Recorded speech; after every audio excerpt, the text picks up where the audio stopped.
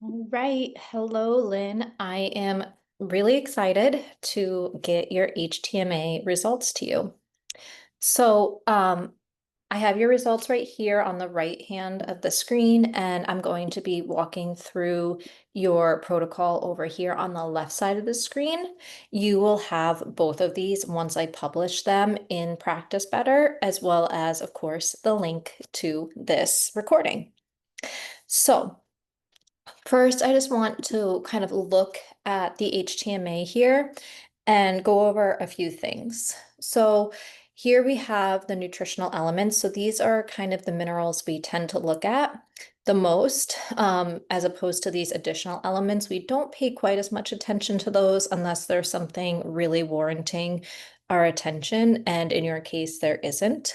And then within these top nutritional elements here, the ones that we're paying the most attention to are going to be calcium, magnesium, sodium, and potassium. These are what we call your macro minerals, and we give these the most attention, especially when we're doing HTMA for the first time, because these are the minerals that are most abundant in the body, and they will have a ripple effect into these other micro minerals. So when we can get these into the right balance, it tends to even out many of the others. When you're looking at this chart, ideally, we would want to see the levels at this middle line in the white section here. And just because a mineral is high doesn't actually mean that we have too much of that mineral. It might mean that we're either kind of storing it because it's not being used properly, or we're actually losing it and it's ending up in the hair. So we'll go over that once we kind of dig into your specific review. And then over here, we have the toxic elements. These are heavy metals. All of yours look really good. We're really not going to spend a lot of time here. They're all very low or even basically undetectable. That's what those two little arrows mean. Oftentimes as well, if you do see, you have a teeny tiny little line here, that's a very low level. We're really not worried about that. But just so you know, as you balance out other minerals, it tends to kind of push out heavy metals because they compete for the same places. So if you have adequate mineral levels, then there's not really room for heavy metals to kind of set in the body, and they'll be eliminated via your detox system. So things like sweat, bowel movements, urine, etc. And then down here, we have significant ratios. So these are ratios we look at that have a particular meaning because nothing works in isolation. So we'll dive into those a little bit later. And then the thing that I want to touch on, because this one always tends to make people a little bit nervous, is this toxic ratios. So you'll see all of these bars are all the way at the top. And when you first look at that, I know it can look a little scary because you see toxic and then you see this tall level. But if you look at the chart here, we actually want it to be in this white region where it says acceptable, because that means that we have a high amount of the nutritional mineral versus the toxic metal or the heavy metal. So it actually means that your calcium is high enough to be kind of like pushing out or eliminating the place where lead might come into play.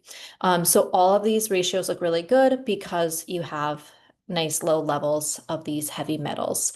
So I just like to always kind of go over that one because this can sometimes scare people when they first see it. All right, so now that you have a little overview of just kind of what this test looked like and how we're going to be working through it, let's actually dive into your results and what they mean. So first I want to talk about metabolic type. The metabolic type on the HTMA is going to give us insight into your stress response and the state of your nervous system. It tells us whether you're tending more towards a parasympathetic state, which is what we usually call the rest and digest system, or a sympathetic state, which is usually what we call the fight or flight system. I know that, we typically think of parasympathetic as being a really good thing, and it is a good thing to be in parasympathetic, but if you're tending too much in that direction, it could be a sign of depletion. Minerals are impacted by stress. So that's what this test is giving us some insight into. So it's telling us how your stress response is impacting your body. And then it's also telling us how your endocrine glands are responding to stress. So basically, it's looking at the adrenals and the thyroid, and are they synced up with your metabolism or not? It's really important to note here that your metabolic type is not set in stone. It's a reflection of your current state of stress and how your minerals are being used in response to that stress. So it's very possible to change your metabolic type with diet and lifestyle habits. The metabolic type is split into slow versus fast. A slow metabolic type tends to be associated more with that depletion of the adrenals and parasympathetic dominance. So, again, that more depleted state. And it signifies a slow metabolism of nutrients, meaning that it's taking our body longer and it requires more fuel for our cells to take the nutrients from food and turn them into energy. We tend to think of this as being burnt out. A fast metabolic type is more associated with chronic overstimulation of the adrenals, and it's showing that sympathetic nervous system dominance. This can be good or bad stress because we know that both exist in the world, but it's really showing that the body is under stress and or that it has been under a high amount of stress over the last 3 months. For a fast metabolic type, we typically see calcium and magnesium are being used up really quickly, and they need to be supported with food and supplements. And then with that metabolic type, it runs on a spectrum. So I like to think of a scale, and if you were going to be working from the center of the scale out to the outer edges of the scale, it would go slow 1, slow 2, slow 3, slow 4. And then on the opposite side of the scale, fast 1, 2, 3, 4. And the higher that the number goes in either direction is showing more dysfunction is present. So slow 1 and fast 1 are the most imbalanced, most in sync with their nervous system. And it's really important to remember that there is no perfect metabolic type. So if you're in that slow one or fast one, you are kind of as close to being in balance as you're going to be. And your results were a slow one. So that means that you are tending on that kind of slower, more depleted state, but you're not terribly out of sync. So, like I said, that slow metabolic type is associated with depletion, a slowing down of the adrenal glands, and it shows parasympathetic dominance. And in particular for you, that slow one indicates a slow metabolism with low thyroid and adrenal production. And because you are not, too far out, you're not a slow 2, 3, or 4, you're actually fairly in sync, meaning that everything is in balance. It's just running slowly. So moving on to macro minerals. We really like to focus most of our attention on macro minerals because, like I said earlier, these are the ones that are in the body in the largest amounts, and therefore they have the biggest impact on the balance, on balancing out the rest of our minerals. And in the body, everything works together. So when we bring balance to our macro minerals, the other ones tend to fall into place or need just little tweaking to kind of get them into the right spot.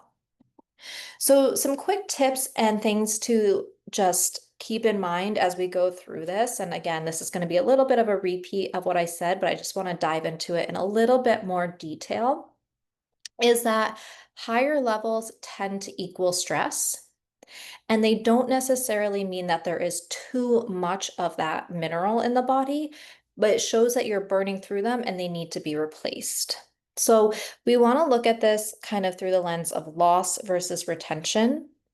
So sometimes when we see a mineral showing up on as high on the HTMA, it's actually related to a loss, meaning that the body is kind of dumping it out and it's not holding on to it for use.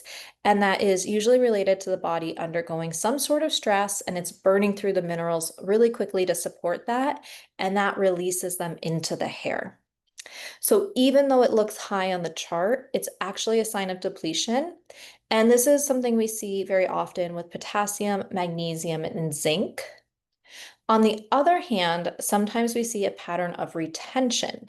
And this is when the mineral is elevated, and that is because that the body isn't using it, it's storing it. And this can be caused because we are either in that slow metabolic state, so it's not the body isn't doing a very good job of using those minerals, or it's missing the co-nutrients needed to actually utilize that mineral and move it into the cell.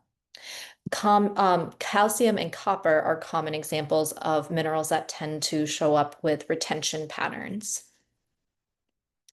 We also sometimes see displacement. So this can happen when a heavy metal or another mineral is kind of taking up the spot of a good mineral.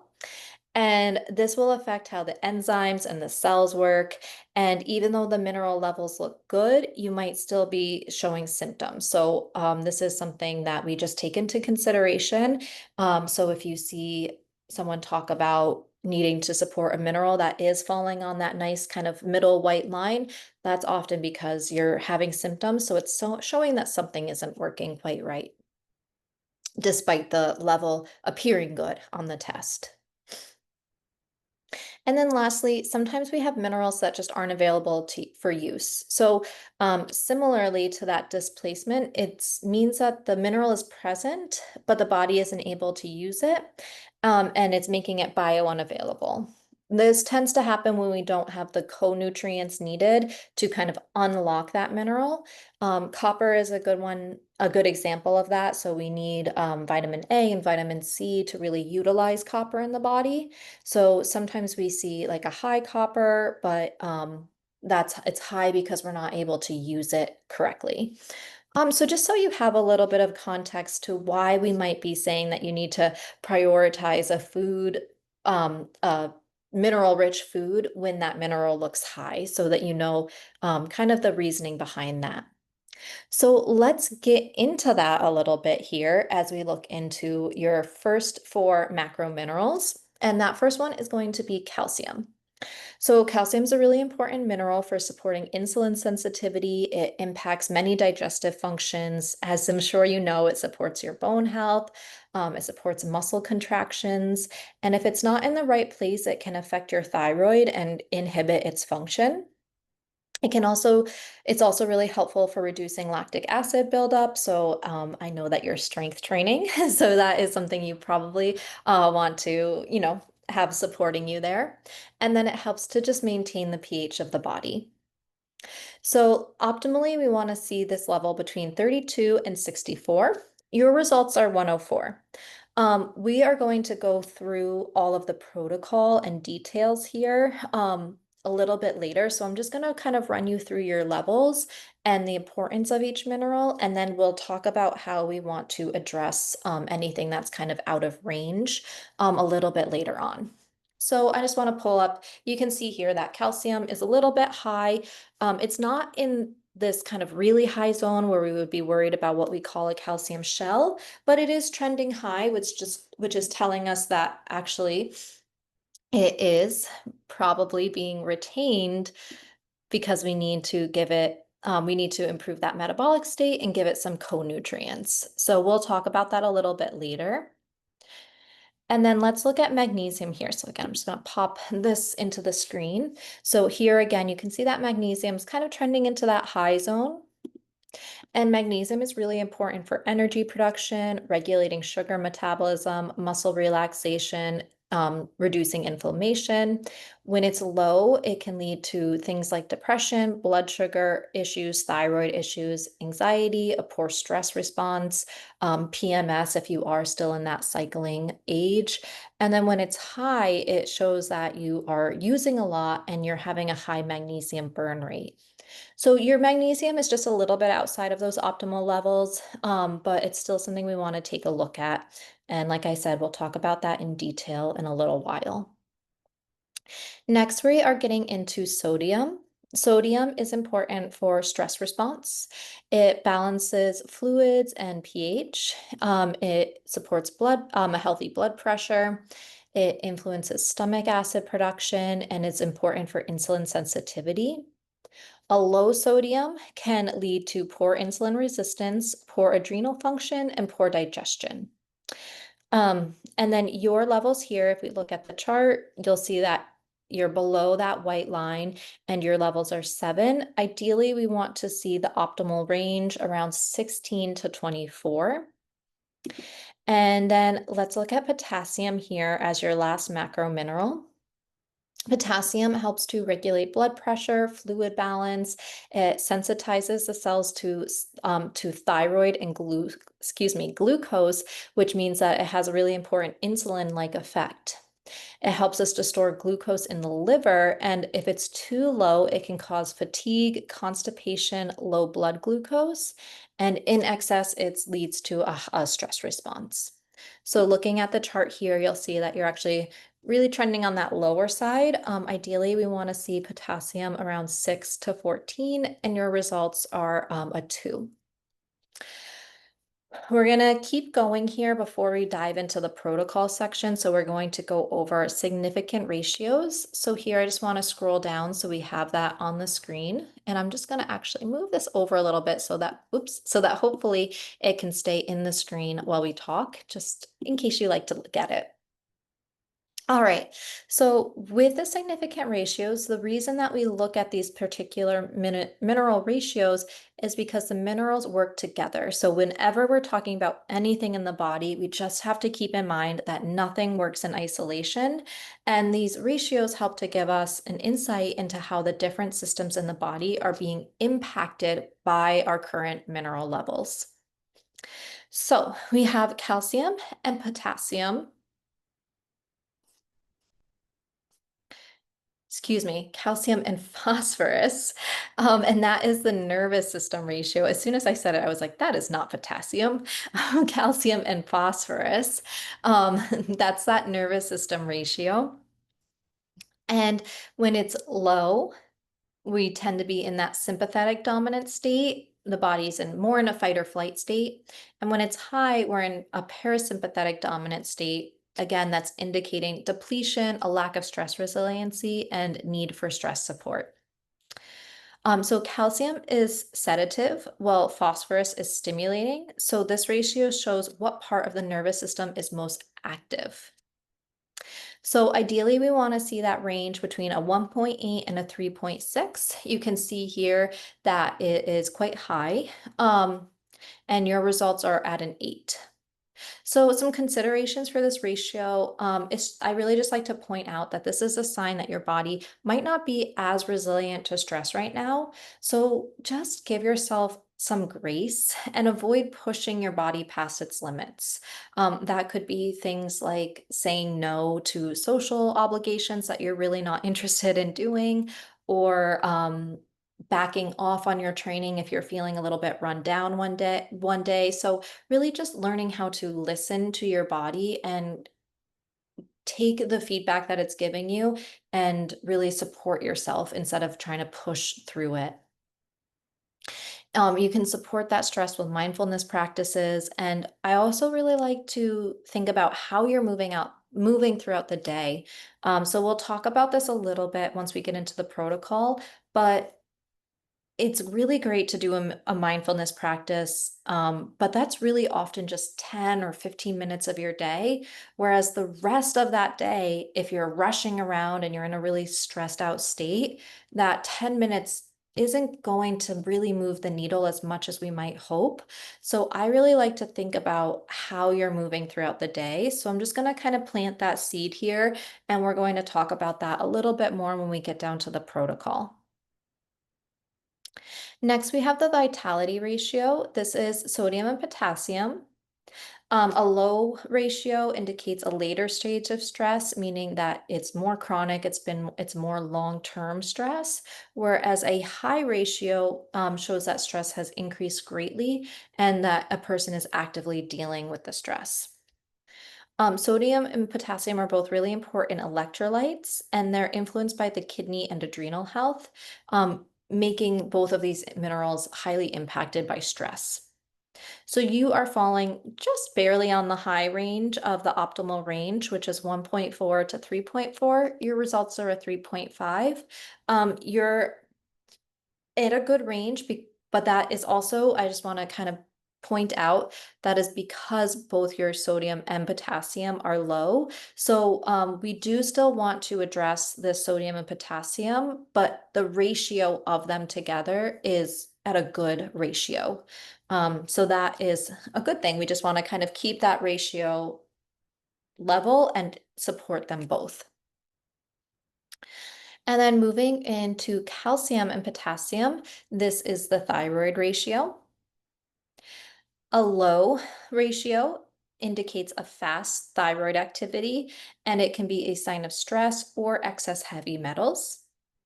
A high ratio indicates slow cellular thyroid activity, and this is related to calcium binding to the iodine receptors, making thyroid hormone unable to do its jobs on a cellular level. So sometimes what we see in this case is that if you have had thyroid tests done, sometimes your levels all show up as normal, but you're still exhibiting thyroid-like symptoms. And that's because the issue isn't necessarily with the levels of the hormones themselves, but with the cellular function of the thyroid, which unfortunately we don't really have a test for. So that's when we look at symptoms. Potassium is needed to help get the thyroid hormone into the cells, and this ratio is impacted by things like adrenal function, iron, zinc, and copper as well. High levels of calcium will impact how your thyroid hormone can bind and do its job, and potassium is important for thyroid hormone to get inside the cell and do its job. So an optimal range is a 2.2 to a 6.2, and your results are a 52. So if you see here, you're all the way at the top. I know that can sound a little scary, but just for that considerations for a high ratio, we really want to focus on optimizing the calcium and the potassium levels to help improve this ratio. So if you remember, your calcium was high and your potassium was low, so it makes sense that this ratio is high, meaning that the calcium is high in this ratio. And we're really going to focus first on these minerals because we can often improve the mineral status and see huge improvements in thyroid function and just those symptoms of thyroid health, which are going to be things like fatigue, being cold, feeling kind of mentally slow. So if you see improvements in symptoms like that, then it means that we are kind of targeting the right thing.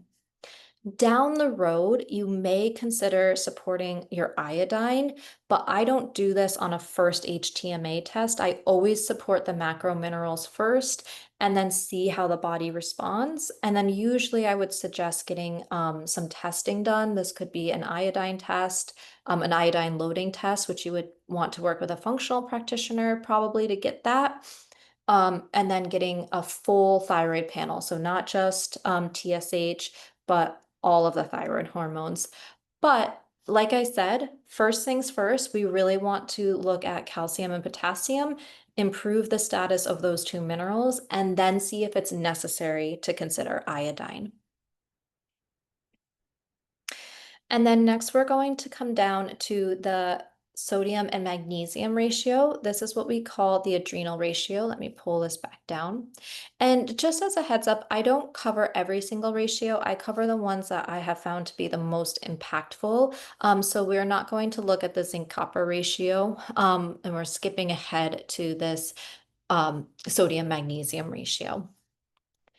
A low sodium magnesium ratio shows poor adrenal activity, and this is often related to long-term stress and the adrenals not having the resources they need for optimal function. And that's nutrients like vitamin C, sodium, potassium, and magnesium. And the lower the ratio, the more burnout we tend to see. A high ratio shows a fast adrenal activity, and it signifies that the body is under a lot of stress and the adrenals are very active. This makes you more susceptible to magnesium deficiency, and it may be related to heavy metals. Sodium is regulated by the adrenal hormones, and magnesium is used up under a lot of stress. A high ratio, again, is related to fast adrenal activity. And a low ratio is related to slow adrenal activity, and you can think about that as having low resources. Optimally, we want to see this range from 2 to 6, and you are at a 0.61. So again, that consideration for a low ratio, this is going to be very similar to the recommendations on the nervous system ratio. Because this is showing up as a state of what we might call adrenal fatigue, we see that we can definitely support the adrenals through nutrition, but lifestyle habits are a really big piece of the picture here. So I know I already said this, I won't harp on it, but we do just want to try to bring in more kind of mindfulness throughout the day. And if possible, bringing more like peace and quiet into your days. And that could be just reducing stimulation. So trying to minimize things like multitasking, phone or screen time, even having a lot of noise in the background if that tends to be overstimulating for you. And then adding in some more calming practices as you see fit. So, breath work, meditation, it could even just be getting outside in nature. It doesn't have to be anything really fancy or complicated. And then we're coming into our last ratio that we're going to focus on, and that's the calcium and magnesium ratio. And that is what we call the blood sugar ratio. So a low ratio has a tendency for high blood sugars, which can cause energy dips and then spikes. And what that feels like is sugar cravings, loose bowel movements, cramps, spasms, versus a high ratio, which tends towards low blood sugar, which can add more stress onto the adrenals. And often with a high blood sugars, you have that feeling of being kind of hangry in between meals. This ratio is also significant for heart health because calcium and magnesium impact blood pressure. So the blood sugar ratio, again, high tending towards low blood sugar levels and a low ratio tending towards high blood sugar rate levels. The optimal range is 3 to 11, and your results landed at a 9.12. And I just wanted to make a note here that while this ratio falls within that optimal range, ideally we're looking for about a 7 here. So this is trending slightly on the high side. And this shows again that tendency for low blood sugar, which can stress the adrenal glands and lower sodium potassium. Having having low blood sugar typically shows up as feeling hangry in between meals and having a high fasting blood sugar. So I know that's a little bit confusing, but let me just kind of explain. So low blood sugar causes the body's stress signal to kick in, and when it kicks in, it triggers the release of cortisol. Cortisol causes an elevation, causes the body to release glucose to fix that emergency that is the low blood sugar, the low energy supply.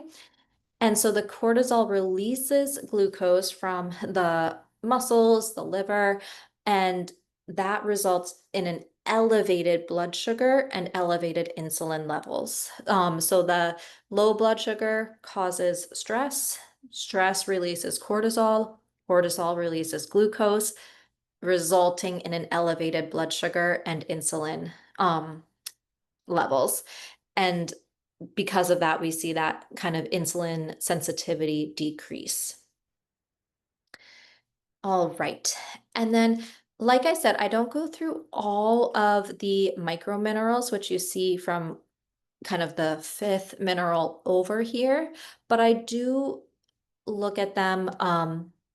I do look at them all and decide which ones seem to be important for your symptoms and your needs. So I did just want to make note on a couple of the minerals here. And the first one I wanted to talk about was copper. So copper is a really important mineral. It's involved in growth and development, brain activity. It is involved in thyroid and adrenal activity. It's really important for energy production.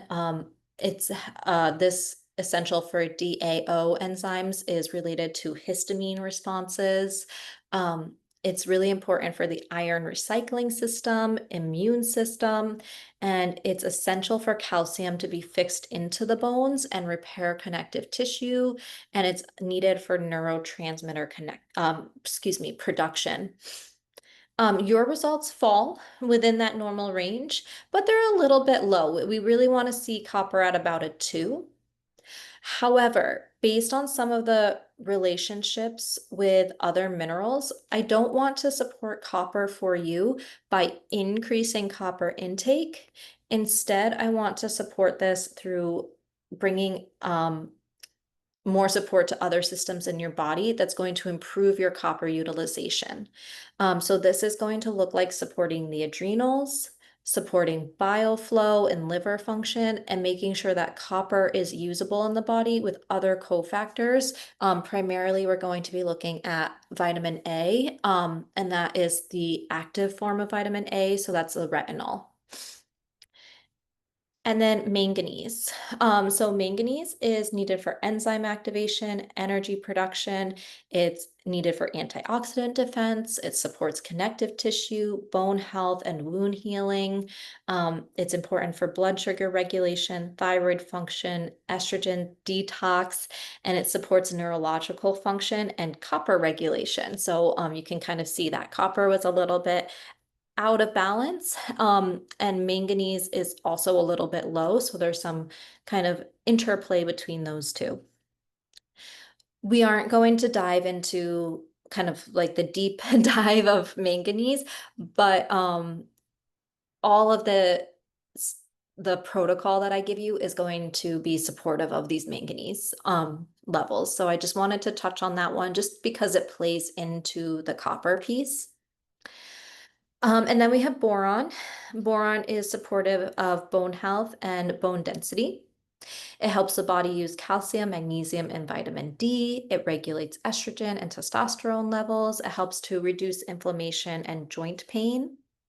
It supports cognitive function and brain health, and it aids in wound healing, enhances immune response, and it may help with the detox of fluoride and other heavy minerals, and it supports your enzyme function and mineral balance. Optimally, we want to see it between a 0.3 to a 0.7, and yours is a little bit low at a 0.15. Again, we're going to just be supporting that through the other minerals, as well as touching on a couple things in your protocol. Cobalt is an essential component of B12, supporting red blood cell production. It aids in DNA synthesis and repair. It's really important for your nervous system function, your energy levels and metabolism. It helps support iron absorption and use, and it supports the myelin sheath. So that is that kind of casing around the nerves. So it, again, that kind of is playing into its health, its support of the nervous system. And then it's needed for proper methylation, meaning how we are able to utilize B vitamins. And your results here are just on a little bit on the high end, not by too much, but I just did want to bring that up. We won't, again, we'll be kind of addressing this through the bigger picture of the other minerals, but I did just want to kind of highlight that one. And then lastly, for the micro minerals, we have molybdenum, which is always fun to say. And this is a really important kind of detoxifying mineral. It's going to help to detox sulfites and sulfur compounds. It's also going to support liver detoxification enzymes, supporting in the breakdown of alcohols and aldehydes. It's going to help to metabolize amino acids that contain sulfur, and it supports uric acid regulation, and the breaking down of certain environmental toxins. And it also acts as a cofactor for many enzymes and supports heavy metal detox. You are right kind of at the optimal level, but right on the low end. We really don't need to supplement with this nutrient, but we're going to support it with diet and other lifestyle factors. And again, we don't need to kind of dive into the deep end on this one. I did just want to highlight it. And mainly we're going to just be looking at your toothpaste with this one. Okay. Let's dive into kind of the fun part, which is your protocol or your plan or recommendations. So let's talk about the macro minerals first. I would like you to prioritize foods rich in all four of the macro minerals. And I know, again, this is sometimes a little bit confusing because we see the calcium and magnesium as being high. However, that is again related to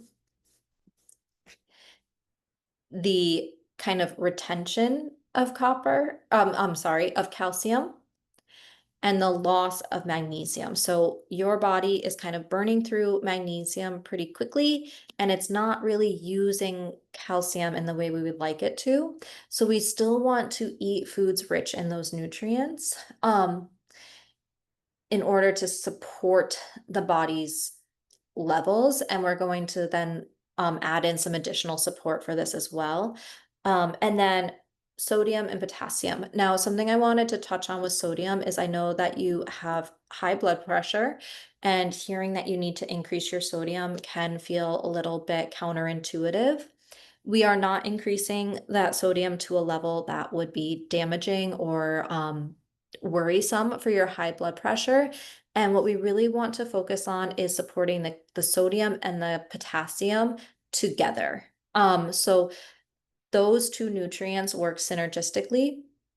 And if you are making sure that your potassium levels are adequate, you won't have symptoms like increased blood pressure or fluid retention. So just make sure that you're really focusing on potassium as well as the sodium, and that will be a really healthy way to support those levels. And again, as you can see here, you really don't have enough of that sodium, and it's coming into play in things like your digestion and your blood sugar balance. So we really do want to support that. If you notice as you increase your sodium that you're getting any type of fluid retention, just back down on the pace of that sodium and increase the potassium, and that will help you to balance it out. And then I just want to point out that down here, I have some supporting documents for you. So you'll see in your protocol that there's a few times when I reference see attached handout. That's what I'm talking about. So the next thing related to food that I want to talk about is supporting blood sugar with strategic eating habits. So you can look at the attached handout for that, but mainly that is going to be really prioritizing getting enough protein throughout your day. Protein is very satiating. It's going to help to minimize dips and spikes. But I also want you to make sure that you're not completely avoiding carbohydrates, because carbohydrates are really important. And if we eliminate them, it actually can make insulin sensitivity or kind of lack of insulin sensitivity worse. So please don't be afraid of eating carbohydrates, but you just want to pair them with protein, fiber, and fat. And it can be protein and or fiber and or fat. So it doesn't have to be all, because I know that can sometimes get a little complicated.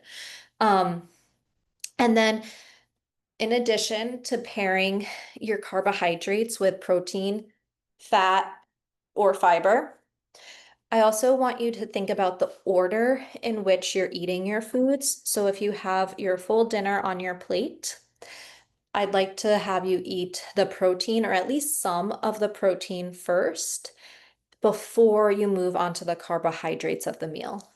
That's going to help to slow down the release of glucose into the bloodstream, and therefore you won't have as high of a blood sugar spike. So it's going to help to keep those levels more even.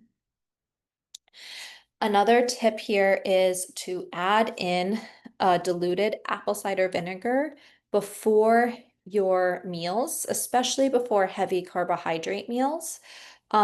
That apple cider vinegar helps to utilize glucose more efficiently. And again, because of that, it helps to keep the levels more stable. in the attached handout, you'll see that I give you the tip of drinking that dilution through a straw to protect your tooth enamel. So you can buy like glass or metal straws on Amazon for pretty cheap. So if you want to have a reusable straw rather than like a paper or plastic straw, that can be a really simple, low cost investment. Um, and then just make sure that you review that document for kind of the more deep dive into those tips.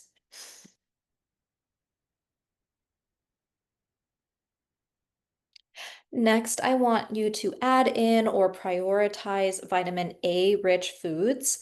Vitamin A is needed to make copper bioavailable in the body. So without vitamin A, we have copper can get kind of stuck in the tissues. And so vitamin A helps you to make that copper bioavailable and move it out of the tissues and allows it to be used in the body. Beef and chicken liver are really high in vitamin A as well as egg yolks. Um, and then if you can't get those through diet, I know that not everybody loves liver. You can supplement with beef liver capsules, or I really like cod liver oil. And I did link cod liver oil in your supplement recommendations. Cod liver oil is really high in vitamin A. It also has some vitamin D in it, so that can be helpful. We're going to dig into that a little bit in detail in a moment. Um, but that can be helpful for your bone health. And then it's also full of healthy fats that support cell membrane and brain health, amongst many other things in the body. Really, the healthier our cell membranes are, the healthier we are, because the health of the cell membrane impacts how every nutrient, every hormone, kind of everything in the body is able to enter and exit that cell. So it actually has a really important, it's like the thing, the first thing that really tends to go awry, or it's like one of those very foundational supports. Next, I want you to add in some manganese-rich foods. Oysters and mussels are really high in manganese. If you don't like them, that is okay. You can also add in oats, brown rice, and I saw in your food journal that you do eat brown rice, so just keep that up. Chickpeas and pineapple. I also would love to see the boron-rich foods come into your diet as well. This is avocados, apples, pears, raisins, prunes, almonds, legumes, and broccoli. Now, I know that you might not want to add almonds or even potentially legumes because of your diverticulosis. So that's okay. You know what works for you in terms of foods that you need to avoid for that. So if anything on this list doesn't work for your diverticulosis, feel free to omit it and just focus on the other options that do work better. In all honesty, I would prioritize these other foods outside of almonds just because I don't like to eat too many nuts and seeds because of their fatty acid profile, but that's maybe digging into a little bit more detail than we need. In moderation, they're great. Next, I'd like to look at vitamin C rich foods. So vitamin C is also really important for copper utilization. It's also really supportive for adrenal health and adrenal function. So really focusing on that vitamin C rich foods is going to help many of the things we talked about earlier. So fruits, citrus fruits like oranges, lemon, grapefruits, strawberries, kiwi, pineapple, papaya, berries are all high in vitamin C, along with vegetables like broccoli, Brussels sprouts, cauliflower, tomatoes, bell peppers. Bell peppers are really high. Potassium, spinach, and kale. And potatoes, I love potatoes because not only are they high in vitamin C, they are a good source of really well tolerated fiber, and they are very high in potassium as well. So potatoes would be a great one for you to focus on. And then more like specialty or like supplemental forms of vitamin C are going, not forms, but sources of vitamin C are going to be found in foods like acerola cherry, which you'll see is linked in this supplement here. It's an acerola cherry supplement, so it's a whole food vitamin C supplement. Rose hips, you can buy rose hips and add them to things like herbal teas, and they're kind of sweet in flavor, and they're really high in vitamin C. So if you'd like to add rose hip tea into your routine, that could be a really nice way to just give a little boost of vitamin C. And then camu camu, that's a fruit that is really high in vitamin C, and you can find it in powdered forms that you can add to smoothies. And I did link that for you in your full script options. You don't have to buy this, it's just there in case you want it. And then overall, I think that you could increase your calorie intake. It seems quite low, and that can be a stressor on the body. So, stress can come in all different forms. It can come from life events, daily living, but it can also come from nutrient status or lack of nutrient status.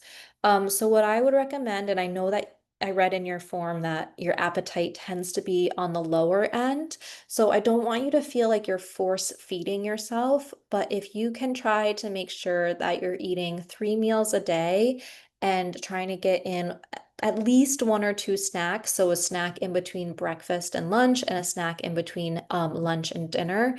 And even if it's just kind of a small snack, especially to start out, that's okay. Do the best you can with that. And I did include the snack ideas PDF. So I've even had people print that out and just tape it to the inside of a cupboard so that when they need a snack idea, it's easy to kind of look at that and see what you can kind of create with the food you have on hand. I also think that as you improve these mineral levels and support your digestion, you might find that your appetite increases a bit because you're starting to kind of wake up and support your system to come out of that more depleted, fatigued state. And you might find that that boosts your metabolism and your appetite. So see how that goes. And even if it's just adding in like one more snack a day to start, that can be a really great place to begin. And then as you start to have a better appetite, you can increase it from there. Looking at your food journal, it seems like you're eating really healthy foods. So I really don't have much to say about the foods you're eating. I just think that you need to be eating more of them, which is, overall a good thing. You really don't have to change your habits. You just want to kind of increase the amount. And I will say that especially as you're strength training, I'm hoping that maybe that strength training has actually encourage some appetite for you as well. Muscle is a really metabolically active tissue, so maybe as you're putting on more muscle, your appetite is also increasing a little bit. So I hope that that is also kind of supporting this piece of the puzzle for you as well. And then I also want to add in mineral mocktails. And I'd like to add these in daily. So mineral mocktails are basically just a little beverage that contains sodium, potassium, and vitamin C. And so the purpose of this is to really support, again, sodium and potassium levels, as well as your adrenals because of that vitamin C. So this is a really easy basic mineral mocktail recipe. I'm also going to link you, add the mineral mocktail guide into your handouts here. And that has a ton of recipes. But this is the one that I use the most often, and it's about 8 ounces of coconut water, a splash of your favorite juice. My favorites are a tiny splash of orange juice and a little bit of a bigger splash of cranberry juice. I don't like sweet. I like just enough sweet that it covers the flavor of the coconut water, but I actually really like the more kind of tart flavor of the cranberry. And then 1 to 2 large pinches of sea salt. So when you first start these, I would start with just 1 pinch of sea salt for the first 2 to 3 weeks. And then as your body's starting to acclimate to more sodium, then you can increase to 2 large pinches. Celtic sea salt or Redmond sea salt are both really great. They're both really high in other trace minerals as well as the sodium. And then I personally don't like really sweet beverages, so I dilute with water. And the way that I make this work so that I don't have to make this every single day is at the beginning of the week, I make a really big batch in a large jar of what I call like concentrate. So that's everything but the water. And I just measure out I'll just do, if it's about 5 servings of the mocktail, then I'll do, 5 to 10 large pinches of sea salt. Um, and then from that, I'll fill like a large mason jar about a third of the way with the concentrate, and then I top it with water. Um, so that's how I do it. That works really well for me. And I just find that if it's there, it's ready. I don't have to think about it. I can just pour it into a jar and then I drink that kind of between after breakfast and before lunch. And then I do recommend with your with your history of pre-diabetes that you do drink this with or like after a meal to prevent any blood sugar spikes from the juice. So just make sure you're kind of mindful of that. And then getting into supplements. So I know you're taking Algacal and the Strontium boost. I would say that you can actually stop both of those. And I'd like you to kind of pause or reduce any vitamin D and magnesium supplementation for a couple of months while you're supporting sodium and potassium. And this is because high supplementation of vitamin D and magnesium can actually cause low potassium and sodium levels. So we want to shift our focus for right now on improving the status of sodium and potassium, and then gradually reintroducing magnesium and vitamin D. So my recommendation is to stop for about 2 months while you really bring some focus on increasing your potassium and sodium through your food and your mineral mocktails. And while you're pausing the vitamin D and oral magnesium, you can use a topical magnesium. So I did attach a spray into your full script protocol. Um, or you can use Epsom salt, or you can use a spray. You just pour some of the liquid into a foot soak. So you can use Epsom salt or the spray for the foot soak. And you can do that nightly for 1 to 2 months while supporting your sodium and potassium levels, and then reintroduce the oral magnesium um, and vitamin D. Um, for magnesium, I suggest magnesium glycinate. It's one of the safest forms of magnesium. It has really great absorption and bioavailability. It's really helpful for relaxation, pain, sleep, and it targets the liver and muscle tissues really well. If you absolutely don't want to stop taking vitamin D, you can keep it, but I would try to get 1,000, maybe 2,000 IUs daily at most. And you'll see that I linked a vitamin D that also contains K2 because that K2 is going to support your calcium utilization. And I actually need to add that right here into your protocol. So while I'm talking you through it, I'll just type that in. So we're going to add in K2 7 to support your calcium utilization. After 1 to 2 months of pausing the magnesium and vitamin D, you can add the vitamin D back in, and you want vitamin D 3 plus K2 7. That is linked in your full script. So when you're ready to add the vitamin D K27 back in, there is one linked in your full script for you. And then lastly, whole food vitamin C. So you can get vitamin C through your food, and I would highly suggest trying to get as much of it through food as possible. I am a very food first focused practitioner. I really want you to focus on food. However, it can be hard to get the really like higher amounts of vitamin C just through food, especially when we start transitioning more into winter, fall and winter, and fruit starts to become less available. So here is a supplement that I really like. Unfortunately, there's not one in full script that I love, so this one is outside of full script, but it is a good brand. And or you can add in camu powder to smoothies, or even you could add it into your mineral mocktail if it dissolves well. And that is, again, the camu powder is linked in your full script. So to just kind of review the supplements, just to make sure there's no confusion, I want you to stop Algacal and the Strontium Boost. If you're taking vitamin D or magnesium, pause those for a few months, a couple of months, while we focus on sodium and potassium levels. So we're supporting sodium and potassium mainly through food and the mineral mocktails. And while you are pausing the vitamin D and magnesium, I want you to take the topical, or rather use the topical magnesium, either by spraying it on your body or by doing a foot soak.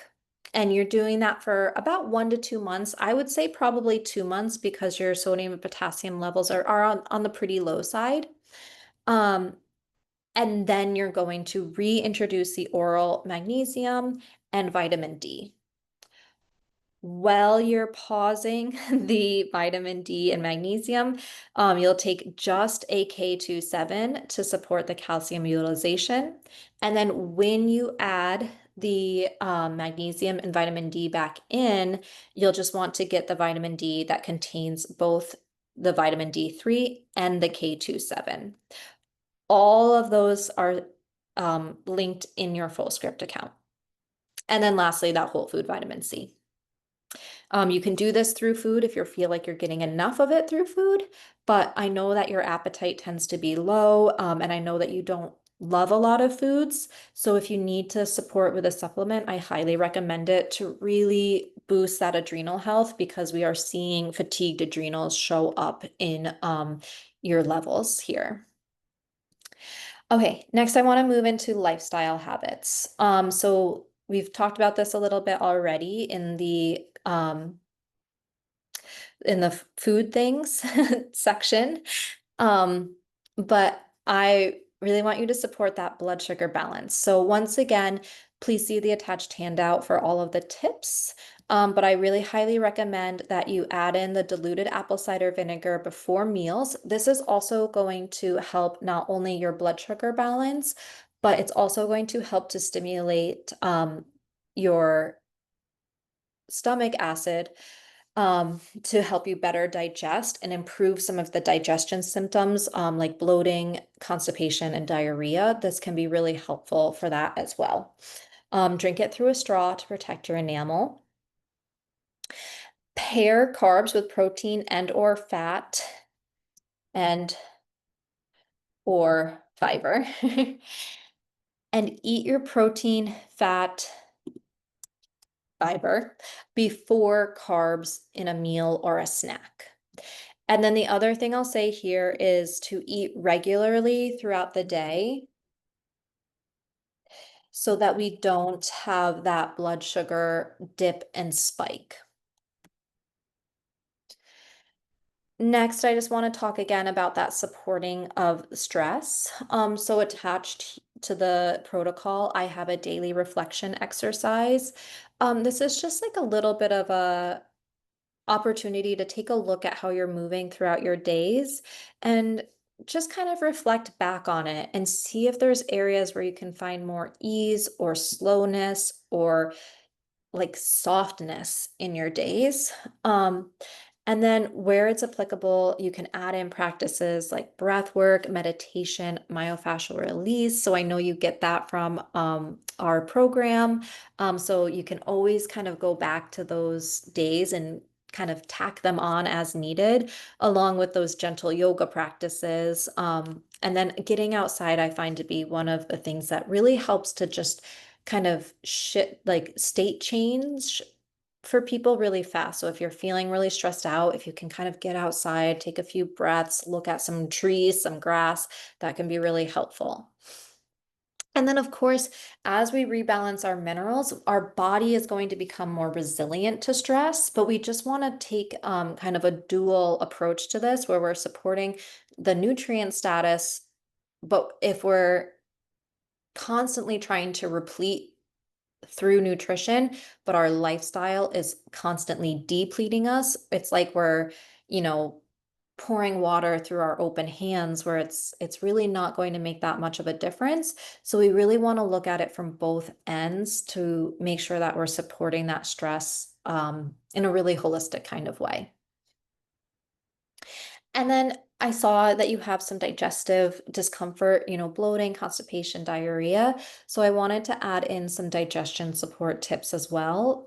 So really simple, probably feels really basic, but chewing your food thoroughly is really important. I recommend chewing each bite of food 15 to 30 times before swallowing. And a tip that I find really helpful is just to put your utensil down in between bites because it can be really easy to just kind of start shoveling food in. So putting the fork down kind of incentivizes you to chew a little bit more. And then there's a saying that's called drink your solids and chew your liquids. And this is because our saliva contains important enzymes that start the process of breaking down carbohydrates. And the teeth also serve as a really important tool in mechanically breaking down the food so that the whole process is easier as it starts to move through the intestines.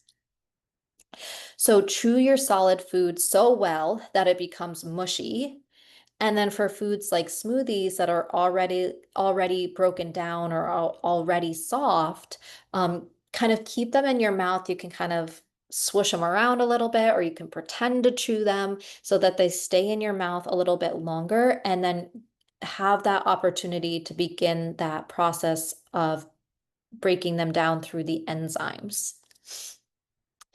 Next, eating in a distraction-free state when possible can really help your digestion. So try to minimize screens, sit up straight to avoid kind of compressing those organs, which makes it harder for the food to move through, and it can result in things like having acid reflux, because you're kind of compressing those organs and pushing that acid back up the esophagus. And then take a few deep breaths before you eat just to drop more into that kind of parasympathetic rest and digest state. We've already talked about the about the apple cider vinegar. You could also use lemon. They work pretty much the same. And if it's warm water, it's extra supportive of digestion. It doesn't have to be, but that's just a nice little bonus. And I've said this already, but drink it through a straw. We want healthy teeth. Um, you could also utilize digestive bitters. I will link my favorite ones for you here. Um, before your meals to kickstart the digestive process. You don't have to do both the apple cider vinegar and the digestive bitters. So you can choose which one works best for you.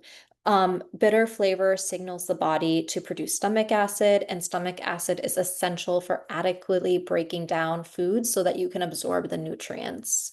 Apple cider vinegar is also going to support stomach acid. I find that that is a more budget-friendly option than digestive bitters. They tend to be a little bit more expensive, so choose what works best for you. And then increasing your fruit and veggie intake. You are already eating a good amount of fruit and vegetables, but I think that overall you just need more food. So that is the opportunity for you to kind of increase the fruit and vegetables. Not only are these foods high in minerals that support digestion, they're also going to be a good source of fiber to help support elimination and healthy bowel movements. And then hydration. Good hydration is needed for adequate stomach acid. So staying hydrated throughout the day, not only with plain water, but with the minerals like from your mineral mocktail. And then lastly, supporting elimination and detox pathways.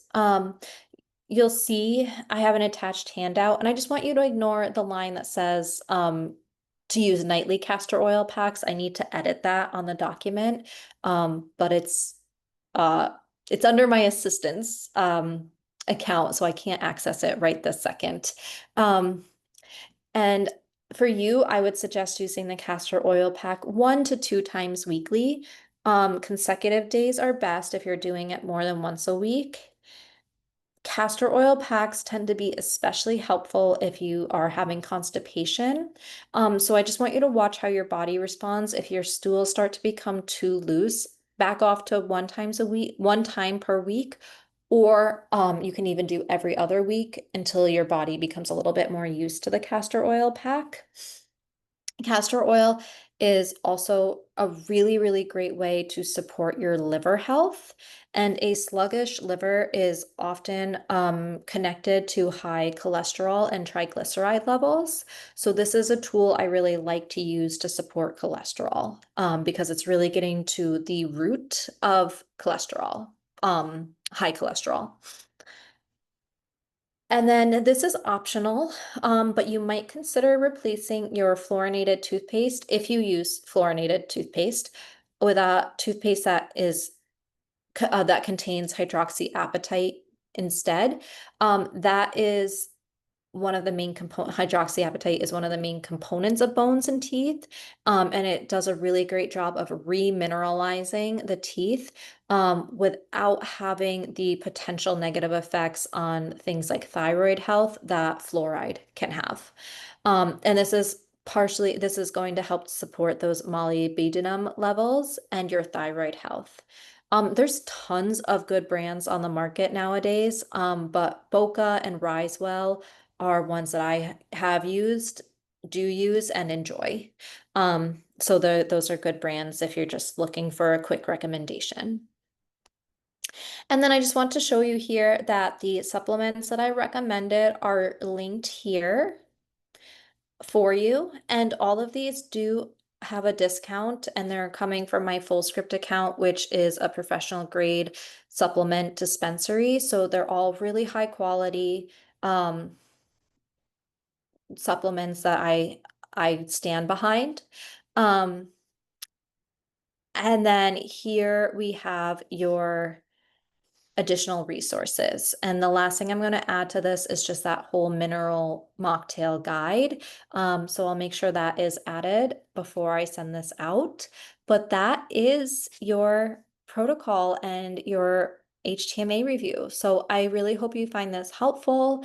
And if you want to do a retest in the future, you can reach out to me and I'd be happy to talk to you about that. So good luck and have fun listening to this review. Thanks so much.